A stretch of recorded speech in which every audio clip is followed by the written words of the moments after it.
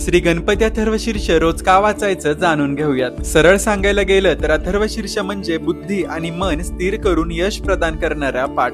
थर्व म्हणजे हलणारे आणि अथर्व म्हणजे न हलणारे असे शीर्षम। सुलभ भाषेत सांगायचं म्हणजे अथर्वशीर्ष म्हणजे स्थिर बुद्धी असलेलं मस्तक। अथर्वशीर्षाचं पठण केलं की मन आणि बुद्धी स्थिर होते। स्थिर आणि निश्चय बुद्धीने केलेलं काम हे नेहमी यशस्वी होतं। आत्मविश्वास वाढू लागतो, माणूस नम्र होतो, असा माणूस मग अडचणींमध्येही संधी शोधू लागतो।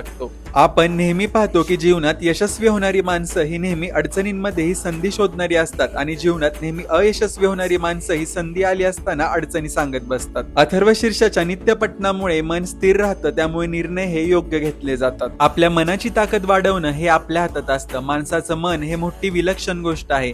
शरीराबरोबरच मन कणखर असलं तर मग आपण संकटांवर मात करू शकतो। मन स्थिर असलं तर आपण ते वर्तमानात ठेवून प्रत्येक काम करू शकतो। बऱ्याच लोकांचं मन हे काम करताना वर्तमान काळात राहत नाही। नेहमी रस्ता नीटपणे ओलांडणारा माणूस जर त्याचं मन वर्तमान काळात नसेल तर रस्ता ओलांडताना समोरून येणारं वाहन त्याला दिसत नाही आणि अपघात घडतो। नेहमी मन वर्तमान काळात आणि स्थिर असणं आवश्यक असतं। बऱ्याच वेळा माणसाचं शरीर वर्तमान काळात असलं तरी मन भूतकाळात किंवा भविष्य काळात विहार करत असतं। मन भूतकाळात असलं तर सारख्या दुःखद घटना आठवत राहतात आणि मन भविष्य काळात असलं तर चिंता भेडसावू लागतात। आपलं शरीर असतं वर्तमान काळात, पण मनाला भूतकाळातील दुःखाचं आणि भविष्यातील चिंतेचं ओझं सांभाळण्याचा प्रयत्न करावा लागतो। मग माणसाच्या हातून होणारं काम हे नीट होत नाही, म्हणून बुद्धी आणि मन हे स्थिर राहणं गरजेचं असतं। ही स्थिरता आपल्याला अथर्वशीर्षाचं नित्य पठण केल्याने साध्य होते। अथर्वशीर्षाचा पाठ 1 वेळा, 11 वेळा, 21 वेळा किंवा 1 सहस्त्र वेळा केला जातो। रोज अथर्वशीर्षाचा पाठ करावा, पण ज्यांना नित्य जमणार नाही त्यांनी निदान दर मंगळवारी, संकष्टी तसेच विनायकी चतुर्थीच्या दिवशी आवर्जून करावा। तुम्ही कधी अथर्वशीर्षाचा पाठ म्हटला आहे का? आणि नसेल तर एकदा अनुभव घेण्यास हरकत नाही। तुम्ही गणेश भक्त असाल तर माझं म्हणणं तुम्हाला नक्कीच पटेल। जर तुम्ही श्रद्धाळू नसाल आणि प्रत्येक गोष्ट वैज्ञानिक दृष्टिकोनातून पाहत असाल तरीही अथर्वशीर्ष तुम्हाला नक्कीच आवडेल।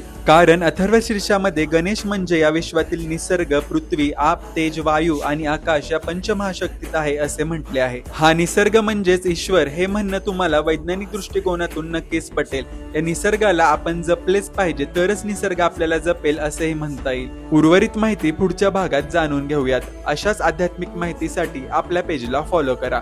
गणपती बाप्पा मोरया।